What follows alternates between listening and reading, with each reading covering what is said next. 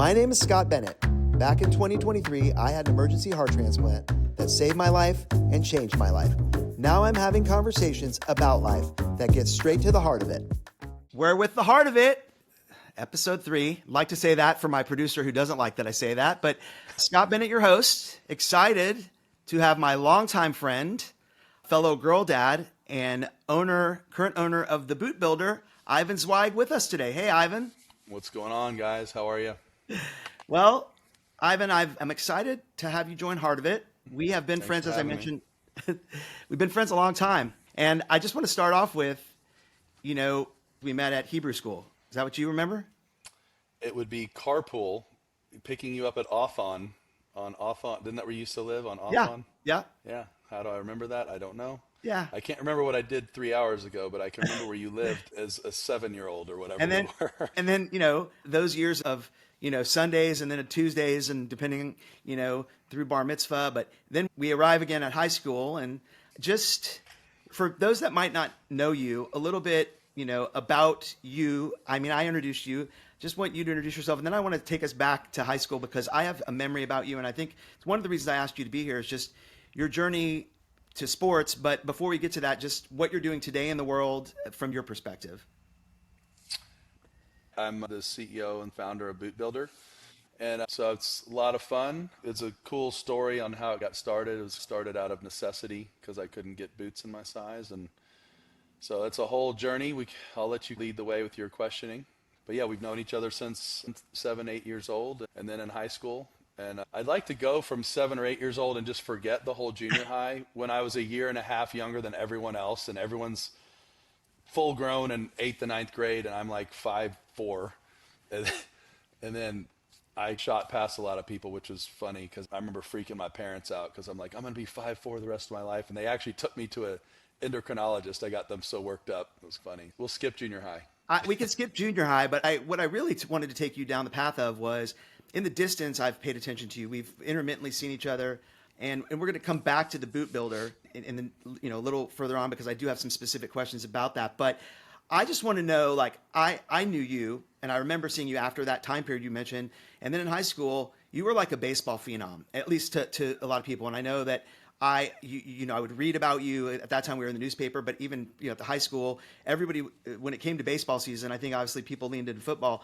But hearing about your trajectory, and I had another friend that played baseball with you. I never realized what a great baseball player you were, and just want to talk a little bit about your relationship with baseball from high school and then where you thought it was going to take you, and talk a little bit about that. Okay. Yeah. My baseball career, I did that since I was like, I remember T-ball.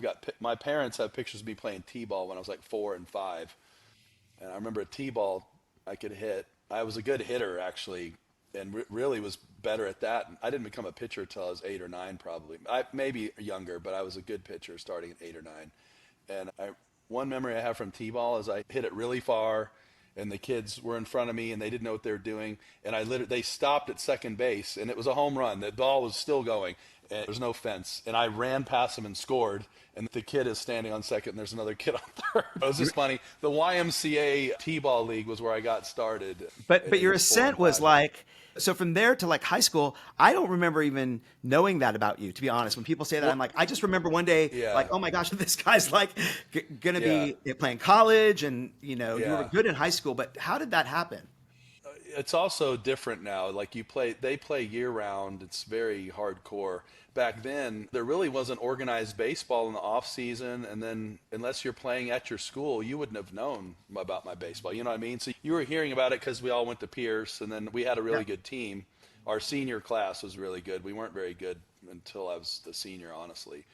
But you had a lot of opportunity, right? I mean, you had a tremendous amount of opportunity to go do a lot of things. To talk a little bit about what came your way as a result of being great in high school. As you were graduating, where could you have gone? I mean, what were you? So I ascended pretty quickly, but a lot of it, and I still chide my parents about this because I was the youngest kid by far with an August birthday. So like I alluded to before, I was very small in junior high. And so I finally caught up when I was a sophomore going into my junior year and junior going into my senior year. And then I still grew another 2 or 3 inches. I think I was 5'11" when I graduated, and I was 6'2" by the time I came back for my freshman year. So when I was a freshman in college, I should have been a senior in high school because of my age.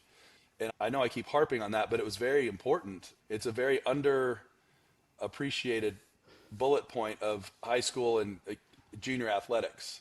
And if you'll find articles about parents holding their kids back, sometimes 2 years, which is ridiculous. If you get held back a year, so at least you're the older one, you don't have problems mentally with being immature and behind, and certainly physically.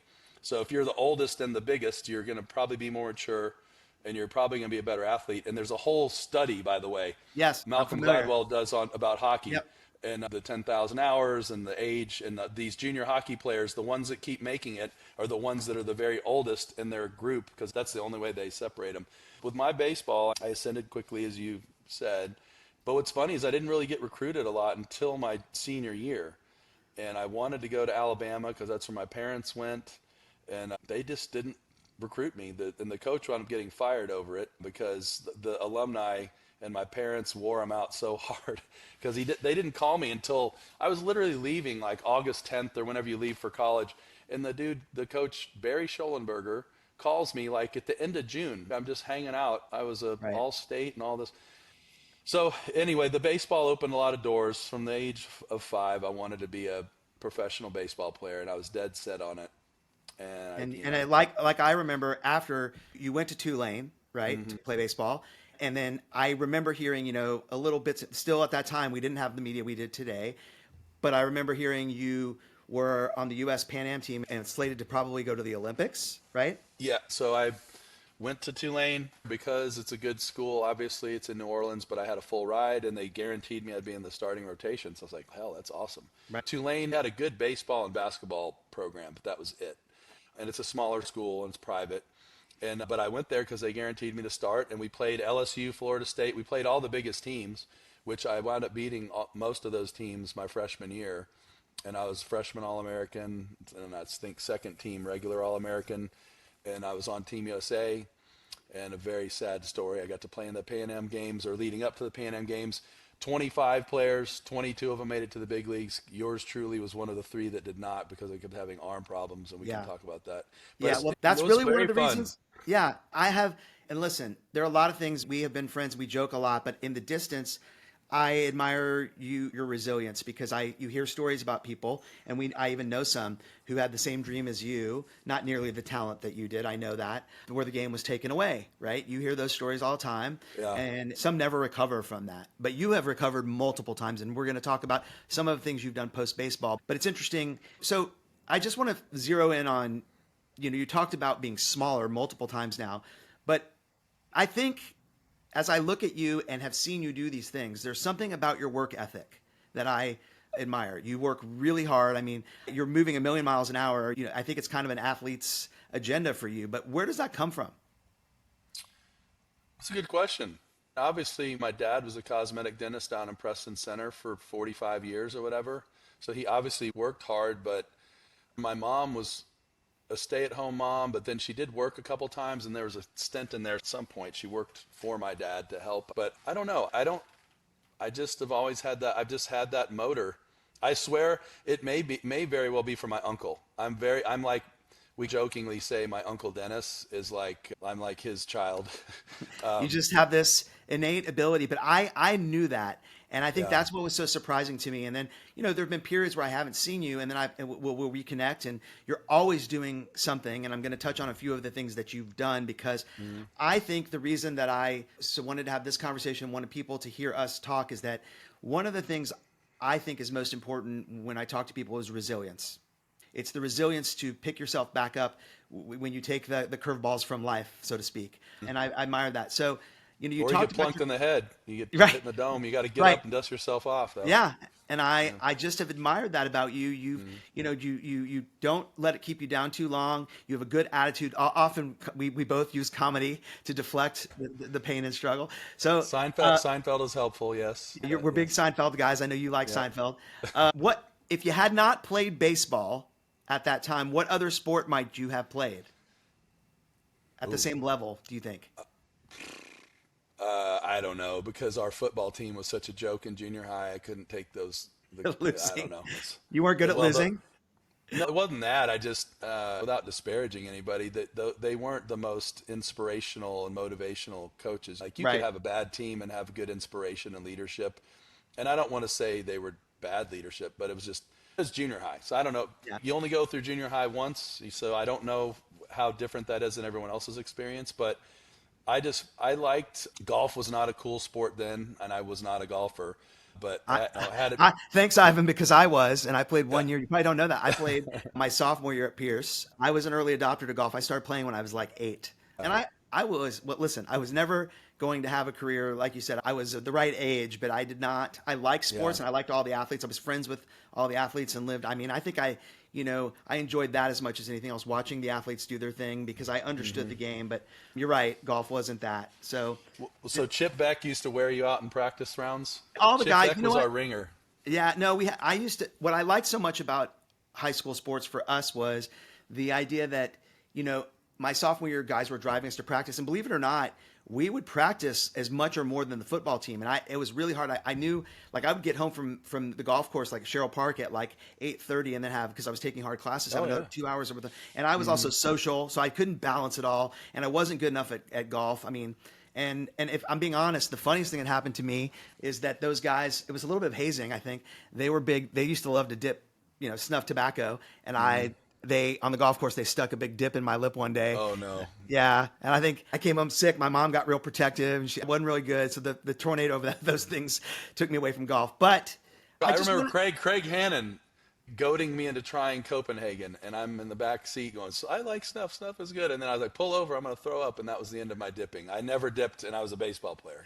and it's funny now because I see since you bring that up, I've been noticing more recently and heard somebody speak the other day about John Huberman, who I think was on a podcast talking about Zen patches, right? So we've come full circle to we no Yeah. longer need the tobacco, but we want to go ahead and put the nicotine, and all the young Yeah. guys are doing that. You need the buzz. Yeah, I Yeah, just, to quote the mighty Ace Ventura, I don't smoke. It's a disgusting habit. I just, right. the dipping, I never did the dipping. To be fair, my dad, I'm sure, scared the hell out of me the few times I was in the dental chair, showing me pictures of dudes with their face eaten, cut Right. off. He's like, you never want to do smokeless tobacco. And so and then I didn't like it. So I was like, screw that. I'm not doing For those that are listening, that will remind them that it's not good for you in case they didn't already know. Yeah. For more information on Ivan Zweig or The Boot Builder, visit his website at thebootbuilder.com or follow him on Instagram at The Boot Builder. So, when one of the times we reconnected is when we had our kids in the same school. My girls are older, but we're both girl dads. You have Avery, and just talk a little bit first about being a dad, like what's that been like to be a girl dad, and then I'm going to go a little further with Avery because her journey has been an interesting, ride to watch in the distance and see you be a dad. But just talk about first being a dad, what that's meant to you. Yeah, no, it's funny because when I was married, we didn't start trying to have kids till we were a little older. And she was 3 years older than me, but she was like 36 or 37 at the time. She's like, "Hey, if we're going to try and have kids, we got to do it now." And I was like, we planned all along to have them, but I just take being a parent very seriously. My parents they're probably my best friends, and I'm still very close to them. But also it's a big responsibility being a parent. So I've never done any kind of drugs at all. I really don't drink too terribly much at all. And there's multiple years where I didn't really drink a lot. So it wasn't any of that kind of stuff. It's, oh God, I can't party anymore. It's just a very big responsibility trying to raise another human and do it well and responsibly. And obviously I have lots of things maybe that I could have done differently or better. To my now ex-wife's credit, she's a phenomenal person and just a great mother. And a lot of Avery's softer attributes, we'll call it, are definitely from her. I will tell you a funny story though. It's all men in my family.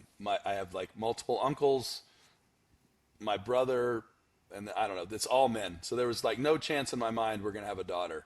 My my wife gets pregnant. Oh, we're having a daughter, and I literally sulked for 2 weeks. I'm like, what the hell am I gonna do with a girl?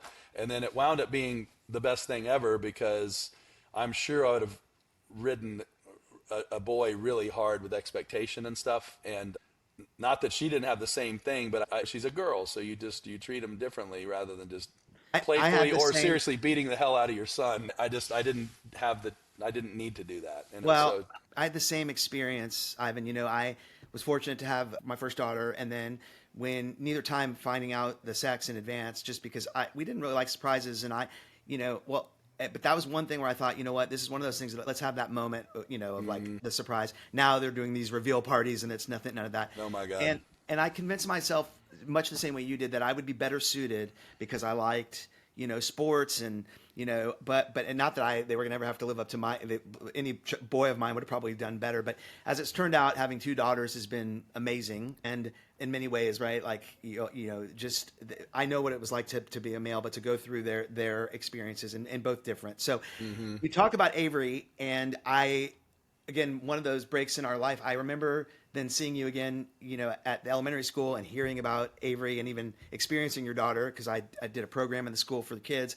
But she was this, I had already heard she had taken up golf, and I knew at the time you were playing golf, and I knew if you were playing something, you were probably playing it to the next level. And I think I knew that through our friends, that you were a really good golfer. So I thought, what must this girl have? And then lo and behold, I hear she's this golf phenom, so to speak. Yeah. And talk about her ascent to golf, much like yours to baseball, and what she's doing with it now, and sort of that journey.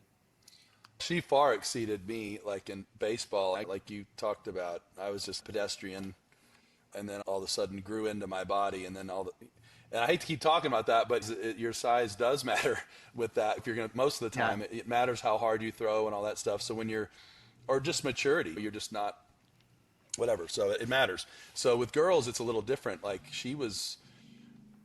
I just remember my wife at the time telling me, she was 5. I'm like, we're going to put Avery in a tournament. And she's like, you can't put her in a tournament. She doesn't know what she's doing. I said, that's the whole point. That's how she's going to learn. But in junior golf, until they're 12, you can caddy for them. So to this day, she's still never been penalized. But that was my wife's like big concern. I'm like, why are you concerned about that? But anyway, so it took her, she played a couple of tournaments when she was 5, and then the summer was over. And then literally within 6 months of playing organized golf, she broke par. It's 9 holes. And again, when they're 6 years old, they're playing shorter tees, but their score is all relative. Like, she's breaking par and winning tournaments at a very young age. And I remember her telling me one time, Daddy, I want to play on the LPGA Tour. I'm like, do you think I can play on the LPGA Tour? I'm like, yeah. I was dismissive about it. And I was like, no. And then she kept bringing it up. So I said, hey, you got to do this and you got to do this. And she's never blinked and just did it, and was just like, I remember another time we're in the middle of the fairway, and there's always a lot of standing around because some of the girls are in front of you, and it's a train wreck. They're making like a 12 on the hole, and we're just standing there. And the other girls in our group are like screwing around and doing cartwheels. And Avery puts her hands on her hips, just, Daddy, do they realize we're in the middle of a golf tournament? And I said, Avery, just look ahead, relax for a minute, and then focus on your shot. Don't worry about those girls. You don't need to worry about them because they were shooting a million. So it was she just was wired. And then she was on a reality show about the best, quote unquote, junior golfers in the world at age 7 and 8. And the producers pulled me aside. Do you realize how well spoken your daughter is? She speaks better than CEOs that I interview professionally. And I'm like, I just thought they'd feed me a line, but you've obviously talked to her plenty. And she's just always been an old soul, very mature, very responsible. She was very sweet. I have a story when I first met her at school. I think I met her once or twice with you before, but the day that I was helping with the program that I'd started, I was in the music room, and I've told you this a couple times, she really liked the xylophone. She was obsessed with the xylophone, and that's not something, and she was like the music teacher, so she was very sweet and cute. And now what is she doing? For the world that doesn't know her or follow her. Fast forward, she won over 200 junior golf tournaments, set 8 USGA records, set the record for the youngest to make the cut at the Women's Masters, called ANWA. So we jokingly used to say she's like Forrest Gump. She's like, I got to go to Augusta again. I had to meet the president again. Right. It was kind of like that. Like, it was ridiculous. She literally went to Augusta 3 times for drive, chip, and putt, and then the 4th time was for the women's amateur, and played great. And honestly, she was really struggling when she played there. And so to make the cut and then do really well at Augusta was just ridiculous. It was a very surreal experience. She played in the U.S. Open that year as a first alternate, and then she wound up winning a USGA event, so her name is inscribed, and a lot of people don't understand what that even means. It's a huge deal, winning a USGA tournament. Yeah. And your name gets inscribed on the wall. They have 12 tournaments a year, like the U.S. Open, Women's Open, Senior, Women's. There's 12 of those tournaments, and then there's 6 or 8 of them are amateur ones, so she and her partner won the 4-ball.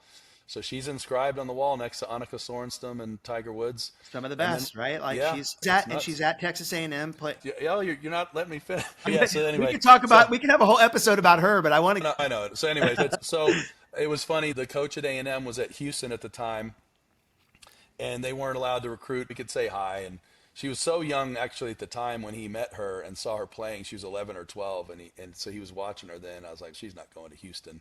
But as luck would have it, he's incredible, and he moved to A&M and immediately got them to national prominence in his first year. So she's very fortunate that he drew a liking to her, really liked her putting. She's a great putter. And so she's at A&M as a freshman and working hard on her school. And she's focused on golf, but she's got her eye more on just overall life, making an impact in her life, which is really cool. Yeah, it's fun, I think, as dads to see that. And I know that you're proud of her. We've talked about it. I know we both deflect with humor, but I have also seen when it's just through social media, when it's a birthday or something she does, you express, how proud you are of her.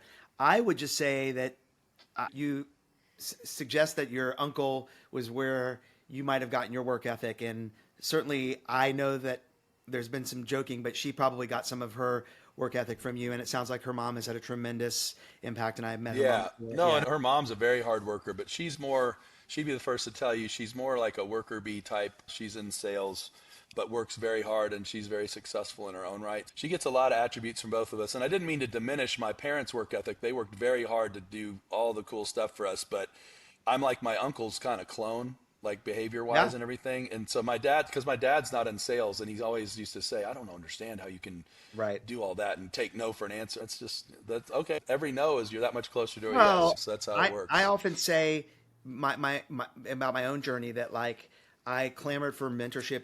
We think, to your point about being a dad ourselves, it's a big responsibility, and our parents can't be everything. So you do look at those figures in your life, and I think we all do that. So Yeah. I want to talk now because we've talked early about the boot builder, and you're doing a lot with that. But before we get to the boot builder, talk a little bit about your professional journey, because I think after baseball you had started a couple of businesses. I think you owned Yeah. a franchise of Smoothie King, right? Am I right Yep. about that? Oh, So yeah. talk a little bit about how you got into that. You talk about sales, but give me just an early, and then how we got to this boot builder, and I want to talk about that because I'm interested. Okay. I'll give you the very abridged version after. The Smoothie King stuff is funny. Smoothie King, because I was slated to be a number one or very high draft pick. So me being entrepreneurial for whatever reason, I might be entrepreneurial because my dad was like, here's your clothing allowance is $200. So if you want more than that, you got to go earn it. So I mowed lawns, and I was really good at buying and flipping baseball cards and winning them in poker and then selling baseball But cards. you weren't wearing all black then. You wear all black all the time, Well, right? that's sometimes, but that's because I became a man of considerable heft at some time in my 30s, and It's they slimming. they told me that it was slimming, but apparently my body didn't get the memo, so that was the problem there. But anyway, it was a very flawed. I thought it Yeah. was you had like a Johnny Cash fetish. Is that? No, but so I learned about I love Johnny Cash. So So do I. that was it. Yeah, I love Johnny. I got to go to the Johnny Cash Museum about a month ago, and it was awesome. I just love him, and he was a very troubled person initially, and then he had his own recovery, like you're talking about, and he was very philanthropic and very thoughtful person. Like people don't really pay. If you even listen to his lyrics, like "The Man in Black," that's the Yeah. whole. I love that song, and that's about helping the poor and the beaten down. So Yeah. it's just cool. So yeah. Anyway. And so you did Smoothie King, and Yeah. So yeah. Smoothie King, I don't understand how anyone makes any money in the food business. So that my foray into raising, it was a good experience because I Failed raised bit, though. $500,000. And Yeah, but it was a what? failed bit. It was just a try. You tried, and it didn't succeed. Thank God, my uncle that I talked about was smart. Right. He helped invest in it, and then we had a guy from Dallas that owned some Jack in the Boxes. So thank God, both Blake and Blake was my teammate from college, and that's where I was going to spend my bonus money on was Blake. I'm gonna buy Smoothie King franchises, and then that didn't work out. So then we just raised the money.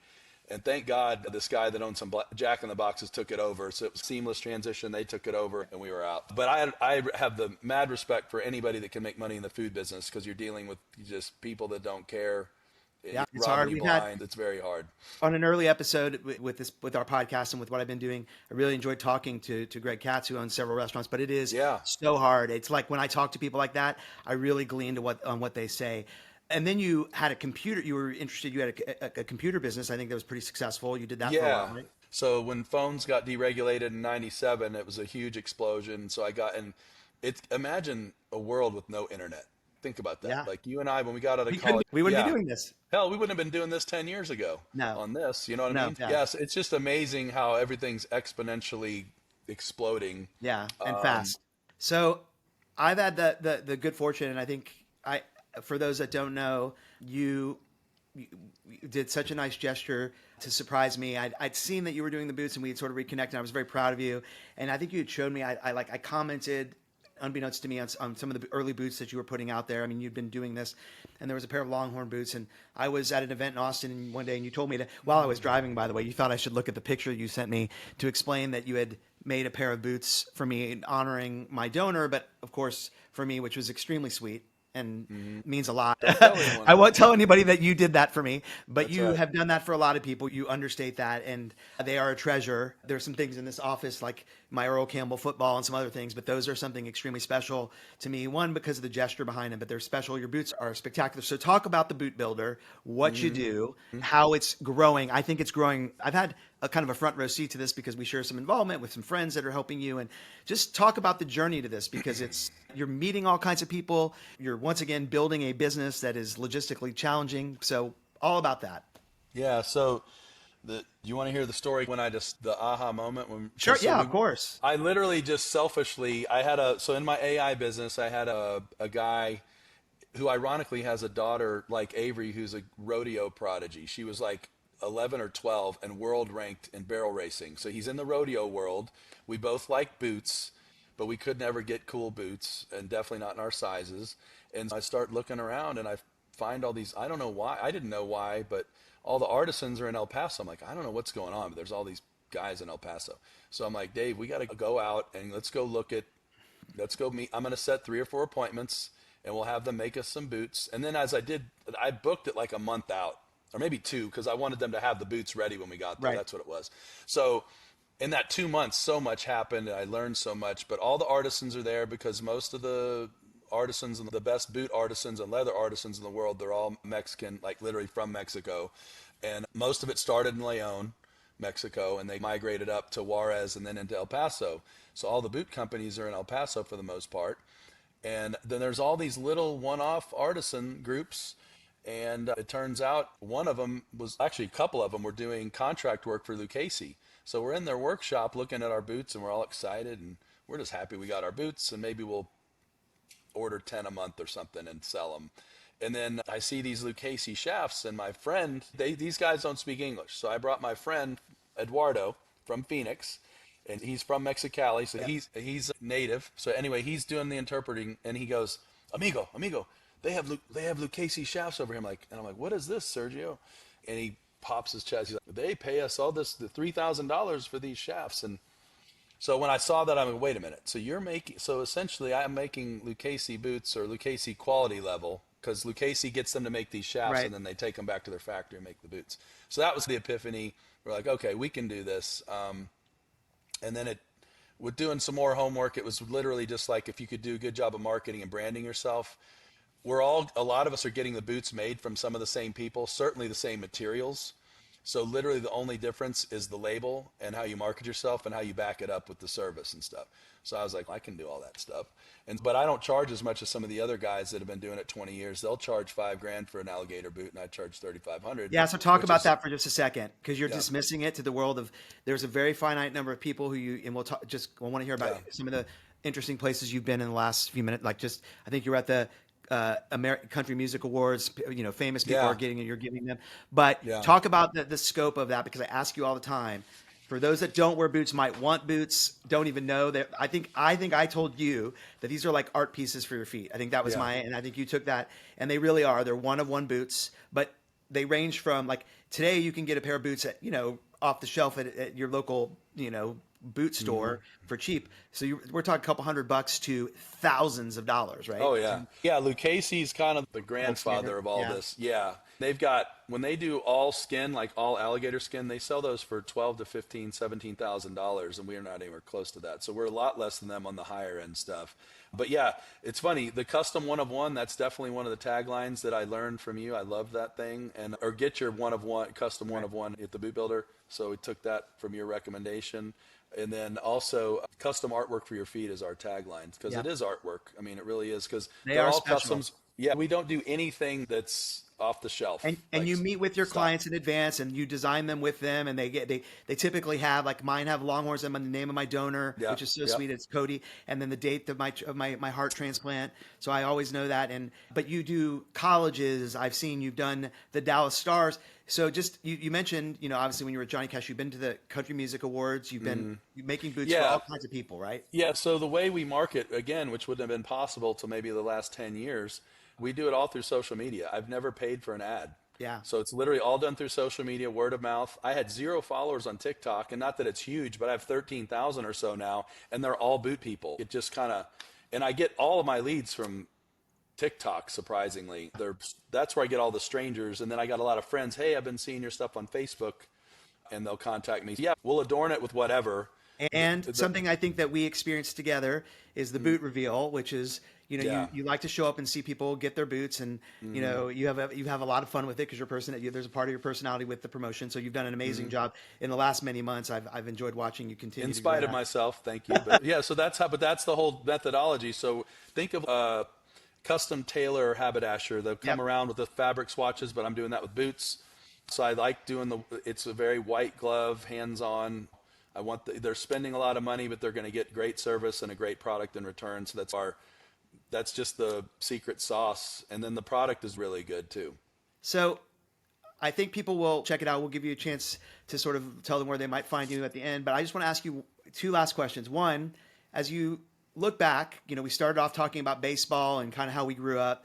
Is there anything that you would tell yourself? I mean, just one single thing that you might tell yourself, the 2 of us in Hebrew school, hey, either like this is coming for you or something you want to do different, advice for your younger self? Yes, I would say you need to sit out 1 year and be older when you're in high school.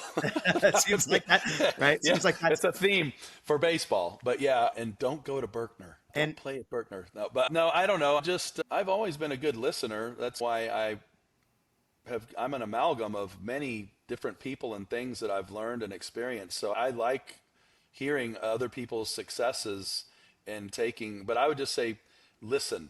Just stop talking sometimes and listen to especially people that know what they're talking about. Listen and have an and I open think mind. That'd be something I would tell my younger self. And I think I've expressed to you just personal gratitude towards our relationship and friendship, and I think that's me. But as is the case, today's 1,026 because I started counting every day from the day I received my transplant. I wished I had counted them before, so that's something I would have told my younger self. So just one thing I want to ask you: is there anything that comes to mind right now on this day that you're grateful for? Just I'm grateful. I'm grateful for my parents giving me the opportunity to be successful in the environment I grew up in. Because some kids they're trying to figure out how they're going to eat. They don't see their parents because they're working 3 jobs or maybe they're on drugs. My parents were incredible role models, very supportive. I wouldn't have never made it in baseball without my mom driving me an hour and a half to Buckner Children's Home from North Dallas and an hour and a half back every day, or 4 or 5 days a week. Never would have been successful without that. And that's literally exactly what I mirrored with my daughter. That's why she was successful, because I was like, she needs to be with the best this and the best that. And that's why she was successful. Well, it sounds to me like you're both a grateful son and a grateful father. So I admire that about you and so many other things. It's been awesome to have you. For people that want to find the Boot Builder, how do they find you? I don't think it's hard, but just a little plug for yourself. Yeah, it's just at the Boot Builder on all the social media platforms, TikTok, Instagram, and Facebook. And they are spectacular. I cannot tell you how much I enjoy mine. And Ivan, it's been great to have you as a friend all these years. You've been a friend through so many stages of life and at this stage. So blessed by that. Thank you for coming on Heart of It and enjoyed the visit. Yeah, thank you guys. And you're really good at this. I give you a hard time but you're a very good schmoozer and you're very good at interviewing. You do a great job with this and it looks like you enjoy it. Find something that you do something you love and you never work a day in your life. No, I agree. Well, thanks, Ivan. Okay, you got it. Thanks, guys.